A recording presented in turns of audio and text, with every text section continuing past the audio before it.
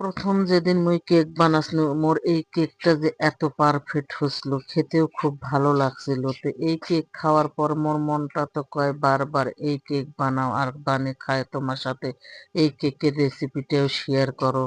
তো যাই হোক, আবার আজ বানানো হাঁসের ডিমের কেক, সাথে নিছো আটা, ময়দা, বেকিং পাউডার, সোডা এবং বাদাম কিশমিশ। আজ এই বাদাম কিশমিশের কেক বানাই। তে আগে ডিমগুলো কিন্তু আগে ভালো করে ঘাটে নেওয়া নাকি, ডিমটা একদম সাদা সাদা ফেনা বার হয়ে যায়। সাদা সাদা ফেনা করে নিয়ে এতে 2 কাপ চিনি, কারণ কেকটা আজানা বড় বড় করে বানান, চিনিগুলো কিন্তু ভালো করে ঘাটে নিবেন একবার, যেন চিনির কোনো দানা দানা ভাব থাকে না।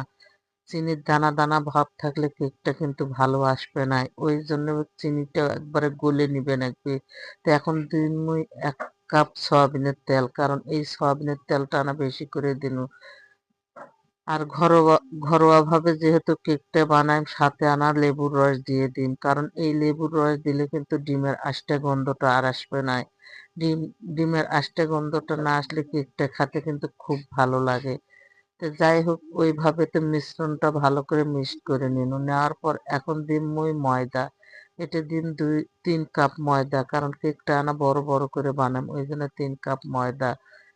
1 চামচ বেকিং পাউডার, বেকিং সোডা দিয়ে এই কেকটা ভালো করে আবার মিক্স করে নিবেন একটু, কারণ এই বেটারটা ভালো যদি না হয় কেকটা কিন্তু ভালো আসবে না। কেকের হলো বেটারটাই মেন, বেটারটা ভালো করে মিক্স করে নিবেন একটু।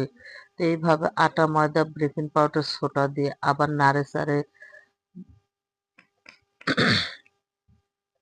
নেওয়ার পর এতে দিন দুধ, কারণ এই দুধ দিবেন একটু পরিমাণ মতো দেখে দেখে, বেটারটা জিনকে লাগবে সেই পরিমাণে দুধ দিবেন একটু। আর মোর বেটাও বলে ঘাটতে ঘাটতে ঘাটতে দেখো মোর কেক বানাইয়া ওটা ভাঙ্গি ফেলাইছে, তারপরে মুই হাত দিয়ে ফির নাড়ে চাড়ে এটা কিশমিশ বাদাম দিনু দিয়ে ফির নাড়বে ধরেছি। তো যাই হোক, মোর বেটারটা হয়ে গেছে।